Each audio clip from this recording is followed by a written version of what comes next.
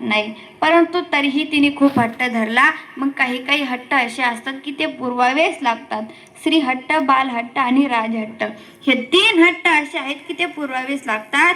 मग त्यावेळेस रावणाने आपल्या बायकोला, पत्नीला सांगितलं की हे बघ, ज्यावेळेस मी तो दगड हातामध्ये घेतला आणि त्या दगडाला सांगितलं हे बघ, जर बुडालास तर तुला रामाची शपथ, म्हणून तो दगड बुडाला नाही. म्हणजे मला सांगायचं काय, तर त्या भगवंताच्या नावामध्ये एवढी ताकद आहे, एवढी ताकद आहे की तो दगड बुडाला सुद्धा नाही. म्हणून रावणाने टाकलेला दगड तरला. आणि असा असणारा तो भगवान परमात्मा, त्या भगवान परमात्म्याचं नामस्मरण आपल्याला करायचं.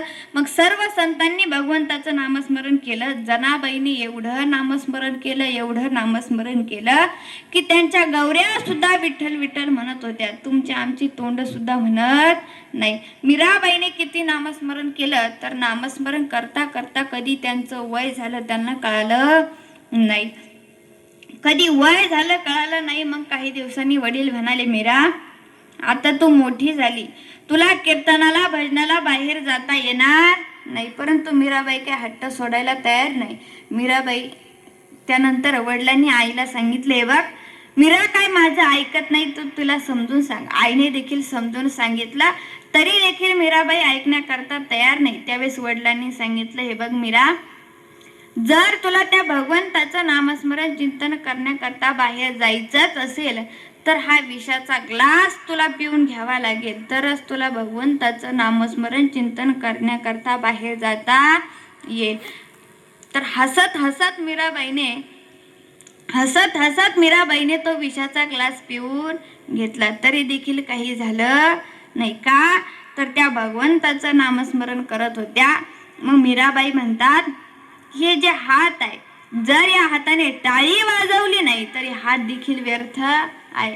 या मुखाने जर भगवंताचं भजन केलं नाही तर हे तोंड सुद्धा काही कामाचं नाही. या डोळ्याने जर भगवंताची मूर्ती बघितली नाही, जर भगवंतालाच बघितलं नाही तर हे डोळे देखील काही कामाचे नाही.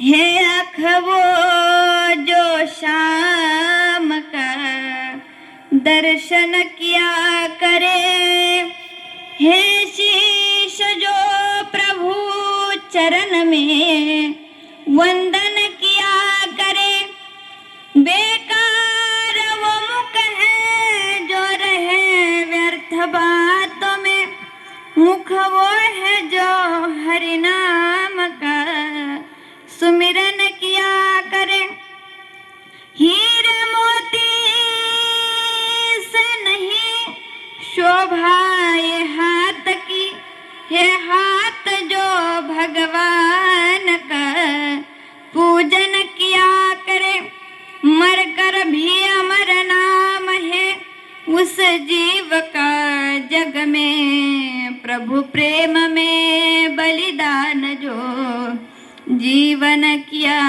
करे, ऐसी लागी लगन मेरा हो गई मगन, ऐसी लागी लगन मेरा हो गई मगन, वो तो गली गली हरि गुण गाने लगी, महलों में पली बन के जोगन चली, मीरा रानी दीवानी कहाने लगी, मीरा रानी दीवानी कहाने लगी, वो तो गली गली हरि गुण गाने लगी, ऐसी लागी लगन मेरा हो गई मगन, रान ने विष दिया मानो अमृत पिया, दुख लाखों सहे मुख से गोविंद कहे, मेरा गोविंद गोपाल गाने लगे, वो तो गली गली हरि गुण गाने लगी, ऐसी लागी लगन मेरा हो गई मगन. त्यावेळेस ज्यावेळेस मीराबाईच्या वडिलांनी विषाचा ग्लास दिला, तो मीराबाईने घटघट पिऊन घेतला. म्हणजे एवढी भक्ती मीराबाईनं केली. संत महात्म्यांचं असं होतं की ते देखील नामस्मरण करायचे आणि दुसऱ्यांना देखील नामस्मरण करायला सांगायचे. असंच मीराबाई महालामध्ये राहत असतात.